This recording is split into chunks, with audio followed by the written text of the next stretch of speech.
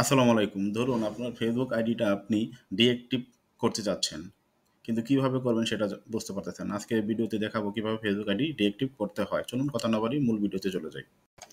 Facebook ID deactive করার জন্য প্রথমত আপনি আপনার ফেসবুক আইডিটা লগইন করে নিবেন।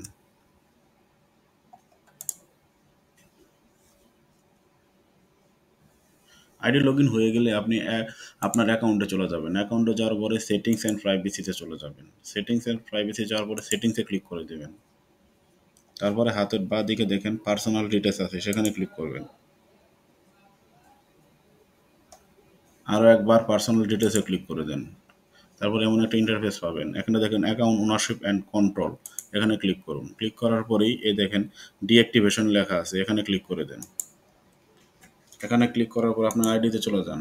আইডিতে আসার পরে দেখেন দুইটা অপশন আছে, একটা হচ্ছে ডিঅ্যাক্টিভ অ্যাকাউন্ট আর একটা হচ্ছে ডিলেট অ্যাকাউন্ট। আপনি ডিঅ্যাক্টিভ অ্যাকাউন্টে ক্লিক করে কন্টিনিউ করে দেবেন।